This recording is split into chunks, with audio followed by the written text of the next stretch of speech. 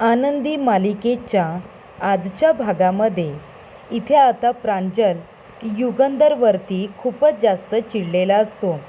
प्रांजल म्हणत असतो, बाबा असं का केलं तुम्ही? का लग्न केलं तुम्ही आम्हाला न सांगता? फसवलं तुम्ही आम्हाला. तुम्ही तर म्हणत होता की तुमचं समिधा आईवरती मनापासून प्रेम होतं म्हणून त्यांची जागा तुम्ही कुणालाच देऊ शकणार नाही. हे आहे का तुमचं प्रेम समिधा आईवरचं? अहो तुम्ही त्या गेल्यानंतर लगेच लग्न केलं. तेव्हा प्रेक्षकांनो, पृथ्वी म्हणत असतो, बघतोयस ना तू प्रांजल, या गोष्टी फक्त बोलण्यापुरता असतात. आई गेल्यानंतर या माणसाने लग्न केलं, आपल्याला फसवलं, याचा अर्थ आपल्या आईवरती या माणसाचं प्रेमच नव्हतं. म्हणून तर तिला तडफडत घरी ठेवलं आणि हा माणूस ऑफिसमध्ये होता. तेव्हा युगंधर म्हणतो, हे बघ पृथ्वी, गप्प बस, उगाच काहीही बोलू नकोस. आता मी तुमचा एकसुद्धा आरोप खपवून घेणार नाही आहे. पृथ्वी म्हणतो, आम्ही काही चुकीचं बोलत नाही. जे काही बोलतोय ना ते सगळं बरोबरच बोलतोय. युगंधर निंबाळकर, तुमचं प्रेम नव्हतंच मुळी माझ्या आईवरती. अहो तिचा बिचारीचा जीव गेला आणि तुम्ही कंपनीमध्ये तुमच्या AC ऑफिसमध्ये पैशांचे बंडल मोजत होता. तेव्हा इथे माई म्हणतात, पृथ्वी बास झालं तुझं, गप्प बस आता, आम्हाला खरं खोटं सगळं काही माहिती आहे. तेव्हा इथे पृथ्वी म्हणतो, हे बघ माई, मी काहीही चुकीचं बोलत नाही आहे, कळलं ना तुला? या माणसाने आमच्या आईसोबत जे केलं आहे ना, अगं त्याच्याबद्दलच बोलतो आहे आम्ही. या माणसाने माझ्या आईला आहे ना कधीच प्रेम केलं नाही, कधीच जीव लावला नाही.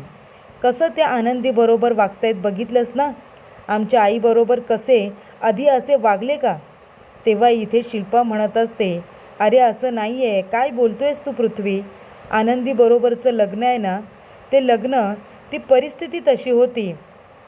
तेव्हा युगंधर म्हणतो, परिस्थिती तशी असली तरी या माणसाला लग्न करायची काय गरज होती?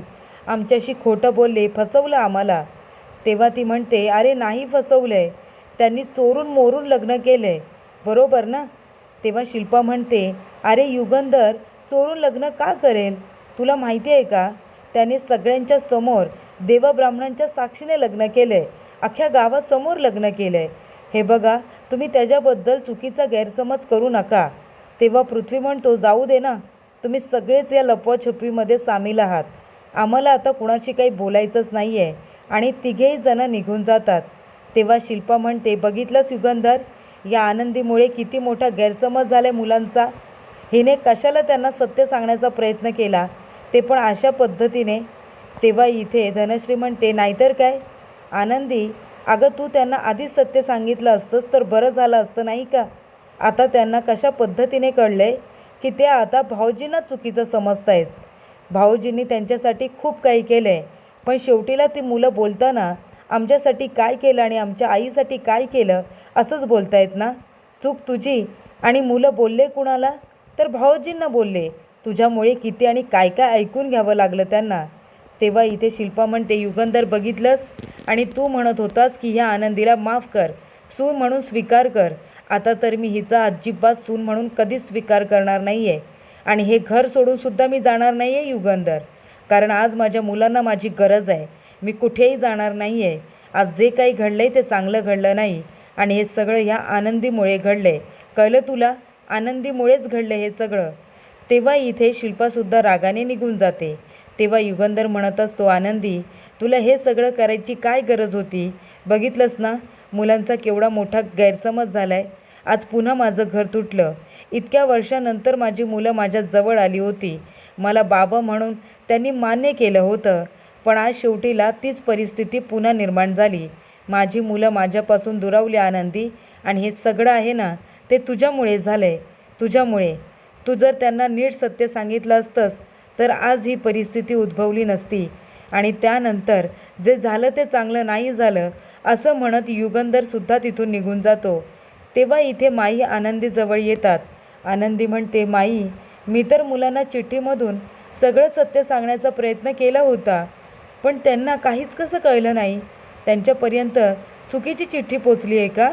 असा आनंदी विचार करत असते आणि रडत असते. तेव्हा इथे विद्याधर हसतो आणि म्हणतो, आनंदी आनंदी, अगं चिठ्ठी बदलली आहे, मीच तर ती बदलली ना चिठ्ठी, आणि हे एवढा मोठा धमाका करून टाकला या घरामध्ये. आनंदी ही तर सुरुवात आहे. कसं तुला त्यांच्या नजरेत पाडलं आणि त्यांच्या बापालासुद्धा. हळूहळू बघ, एकाचा बी संसार मी सुखाने होऊन देणार नाही. या घरामध्ये एकाचासुद्धा संसार सुखाचा होणार नाही आहे. त्यानंतर पृथ्वी, प्रांजल आणि इथे नमिता तिघेही रूममध्ये आलेले असतात. तेव्हा प्रांजल म्हणतो की दादा, हा माणूस असा कसा वागू शकतो रे?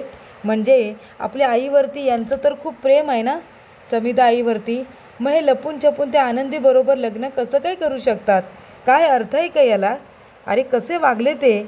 असं कोणी वागतं का आपल्या मुलांबरोबर? तेव्हा इथे प्रांजल म्हणत असतो, या घरात काय चाललं आहे?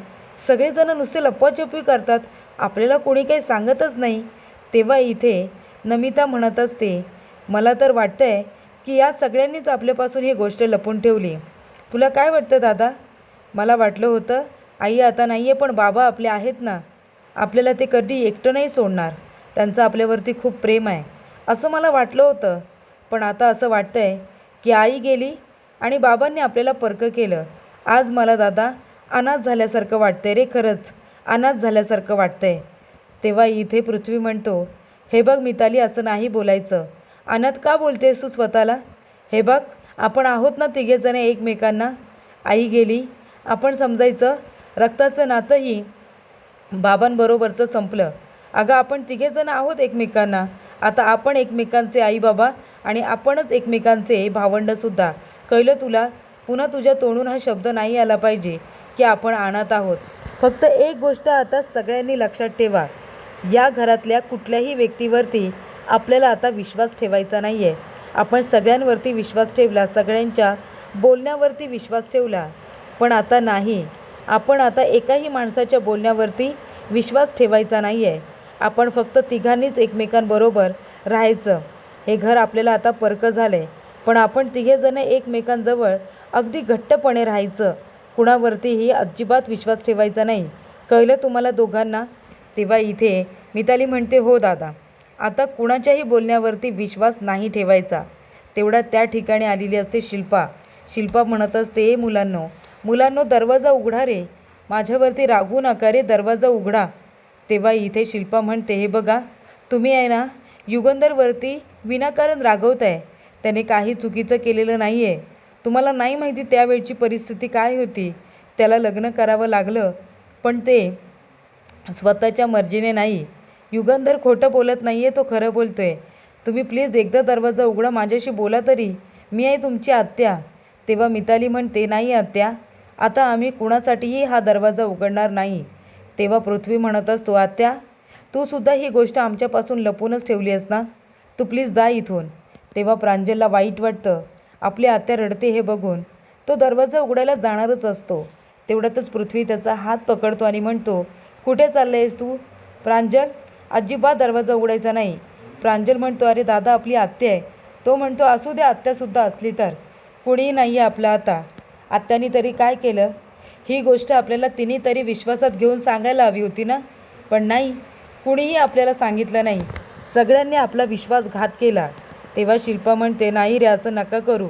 प्लीज एकदा दरवाजा उघडा, तुमच्या आत्याशी बोला. मी तुम्हाला सगळं खरं खरं सांगते, नक्की काय घडलं होतं. पण तुम्ही दरवाजा तर उघडा ना. तेव्हा इथे पृथ्वी म्हणतो, नाही आत्या, प्लीज तू जा इथून, आम्ही दरवाजा उघडणार नाही आहे. तर इथे आता युगंधरने चिठ्ठी पूर्णपणे जाळून खाक केलेली असते आणि दारू पित असतो. तो म्हणत असतो, बघितलंस का धनश्री, अगं अशा पद्धतीने आता या निंबाळकरांच्या वाड्यामध्ये कसला धमाका झाला बघितलंस ना तू? झाले की नाही? त्या आनंदीच्या स्वप्नांच्या चिंधड्या काय तर म्हणे, ती त्यांच्या म्हणजे युगंधरला आणि त्याच्या कुटुंबाला एकत्र आणत होती. एकाचा बी संसार मी काही चांगला होऊ देणार आहे का ह्या घरामध्ये? अजिबात नाही. तेव्हा तो म्हणत असतो की चिठ्ठी बदलली आणि सगळं सत्यच बदललं. अगं ह्या पोरांना मीच तर इथे बोलावलं ना, आणि त्यांना त्या युगंधर आणि आनंदीबद्दल सांगितलं. कुणाला काय बी कळलेलं नाही. अचानकपणे हे सगळं कसं घडलं याचा समजेजण विचार करत बसले असतील, पण हे सगळं घडविणारा मी आहे हे कुणाला बी कळलेलं नाही. आणि आता असंच हे तर एक ठिणगी पेटली ग, अजून किती ठिणग्या लावतो या घरामध्ये बघस तू. त्या आनंदीचा संसार उद्ध्वस्त करून नाही टाकलं ना तर नाव नाही सांगणार विद्याधर म्हणून. तेव्हा इथे शिल्पा म्हणते, विद्याधर, आनंदीने लिहिलेली चिठ्ठी तू बदललीस? खरं खरं सांग मला विद्याधर. तो म्हणतो, हो ताई, अगं म्याच बदलली ती चिठ्ठी. मी तुला म्हणालो होतो की नाही, थोडा वेळ इथे थांब म्हणून, सगळं काही तुझ्या मनासारखं होईल. त्या आनंदीला आपल्याला या घरातून तसं बी बाहेरच काढायचं आहे ना, असं काढू मग आपण तिला बाहेर. अगं ती चिठ्ठी आहे ना मीच बदलली. कसा वाटला तुला माझा मास्टर प्लॅन? बघितलंस ना एका झटक्यात किती पक्षी मारली ते. तेव्हा ती म्हणत असते, चांगलं नाही केलंस तू विद्याधर, खरंच सांगते चांगलं नाही केलंस तू. त्या आनंदीला घरातून बाहेर काढण्याच्या नादात अरे तू किती मोठी चूक केली आहेस कळते का तुला? धनश्री म्हणते, आहो असं काय करताय तुम्ही ताई? अहो यांनी एवढं मोठं काम केलं आहे ना, त्यासाठी तुम्ही त्यांना शाबासकी दिली पाहिजे, पाठ थोपटली पाहिजे त्यांची. तर तुम्ही म्हणताय की जे काही केलं ते चुकीचं केलं. तेव्हा विद्याधर म्हणतो, अगं नाही तर काय, मी तुला म्हणालो होतो ना कुठे बी जाऊ नको म्हणून. थांब इथं, केवढा मोठा धमाका करणार आहे ते बघ तू. अगं आपल्याला त्या आनंदीला या घरातून बाहेरच हाकलून द्यायचा आहे, म्हणून तर हा सगळा प्लॅन केला होता ना मी. तेव्हा ती म्हणते, चांगलं केलं नाही आहेस तू, खरंच चांगलं नाही केलंस. तो म्हणतो, मी चांगलंच केलं आहे. अगं यांना पोरांना सगळं सांगता यावं म्हणून तर मी त्यांना फ्लाईटने इथपर्यंत आणलं लवकरात लवकर. आणि त्याचबरोबर सत्य पण मीच त्यांना सांगितलं आनंदीच्या लग्नाचं आणि युगंधरचं. ते लोक फॅमिली ट्री जेव्हा सजवत होते तेव्हा विद्याधर येतो आणि म्हणतो, काय मग पोरांनो, मस्त सरप्राईज देत आहे तुमच्या बापाला एकदम, वा वा. अरे पण तुम्ही तुमच्या बापाचा सत्कार सोहळा बघितलात का? सत्कार सोहळा बघितलात तुम्ही? त्याला एवढा मोठा सत्कार भेटला, हे तुम्ही बघितलात का? तेव्हा पृथ्वी म्हणतो, नाही रे काका, बघताच नाही आलं. अरे मी मीटिंगमध्ये होतो तुला सांगितलं ना, आणि त्याच्यानंतर मला निघायचं होतं. पण दादा तुम्ही तर इथे गेला होतात ना? तेव्हा धनश्री म्हणते, आहो पण तुम्ही तर गेला होतात ना भाऊजींच्या सत्कार सोहळ्यामध्ये, मग तुमच्याकडे व्हिडिओ फोटोज वगैरे असतीलच, दाखवा की पोरांना. तो म्हणतो, हो तर माझ्या भावाला एवढा मोठा पुरस्कार भेटणार होता, मग मी तर जाणारच होतो ना. हे बघा काढलेत की मी फोटो आणि व्हिडिओ बी काढलाय. तेव्हा तो व्हिडिओ दाखवला जातो ज्याच्यामध्ये युगंधर आता पाया वगैरे पडत असतो लोकांच्या, त्यांना थँक्यू म्हणत असतो. तेव्हा इथे कार्यक्रमाचे जे अँकर असतात ते म्हणत असतात की इथे आता युगंधर निंबाळकर यांना ग्लोबल आयकॉन हा पुरस्कार मिळणार आहे. पण हा पुरस्कार साक्षात त्यांची धर्मपत्नी त्या म्हणजे आनंदी युगंधर निंबाळकर यांच्या हस्ते त्यांना देण्यात येणार आहे, असं अँकरने घोषित केलेलं असतं. आणि बरोबर तोच व्हिडिओ इथे आता युगंधरने मुलांना दाखवलेला असतो, ज्याच्यामध्ये आनंदी इथे आता युगंधरची बायको म्हणून स्टेजवरती जाते आणि आपल्या हाताने पुरस्कार देते. तेव्हा इथे मिताली, पृथ्वी आणि त्याचबरोबर प्रांजल तिघांनासुद्धा प्रचंड राग आलेला असतो. तेव्हा विद्याधर म्हणत असतो, बघितलंस ना ताई, त्या आनंदी खूपच जास्त मिरवत होती ना आपल्या घरामध्ये, आता कळू देत तिला की तिने कुणाबरोबर वैर घेतलंय ते. तिला या घरातून बाहेर काढण्यासाठीच तर मी हा सगळा खटाटोप केला होता. तेव्हा शिल्पा म्हणते, का केलंस तू असं विद्याधर, का केलंस? सुधारणार नाहीस तू, किती काही झालं तरी सुधारणार नाहीस. अरे त्या आनंदीला घरातून बाहेर काढण्याच्या नादात तू मुलांना पुन्हा त्यांच्या बापापासून तोडलंस रे, मुलांना त्यांच्या बापापासून तोडलंस. चांगलं नाही केलंस तू, खरंच चांगलं नाही केलंस. त्यानंतर इथे आनंदी आलेली असते. युगंधरच्या रूमचा दरवाजा नॉक करते आणि म्हणते, मालक साहेब मला 2च मिनटं तुमच्याशी बोलायचं होतं. तो म्हणतो, आनंदी आता मला कुणाशी काही बोलायचं नाही आहे, माझी मनस्थिती नाही आहे. तेव्हा आनंदी म्हणते, फक्त युगंधर साहेब 2 मिनटं, मला तुम्हाला सांगायचं आहे की मुलांना मी चिठ्ठीमधून सगळं सत्य सांगितलं होतं, पण मला कळतच नाही आहे त्यांच्यासमोर चुकीची चिठ्ठी कशी काय गेली ते, हे सगळं कुणी केलं ते मला खरंच माहिती नाही आहे. प्लीज फक्त 2 मिनटं माझ्याशी बोला. तेव्हा इथे आता युगंधर म्हणत असतो, आनंदी हे बघ, झालं गेलं सगळं, तूसुद्धा आता सोडून दे आणि आता सध्या मला एकटं राहू दे, मला कुणाशी काहीच बोलायचं नाही आहे. त्यानंतर प्रेक्षकांनो इथे आता आनंदी म्हणत असते, छायाताई बघा ना हो तुम्ही, त्या डस्टबिनमध्ये तुम्हाला काही ना काहीतरी भेटेल, कागदाचे तुकडे वगैरे, मुलांनी रागाच्या भरामध्ये फाडून वगैरे टाकलेली चिठ्ठी असेल ना तुमच्याकडे, द्या बरं ती. तेव्हा ती म्हणते, नाही हो, डस्टबिनमध्ये काही नाही आहे आनंदीताई. मी बाहेरच्या डस्टबिनमध्ये जाते आणि मोठ्या डस्टबिनमध्ये जाऊन आता शोधते, मग तर चालेल ना. तेव्हा ती म्हणत असते, बरं ठीक आहे. अचानकपणे चिठ्ठीचं असं गायब होणं हे अजिबात बरोबर नाही आहे.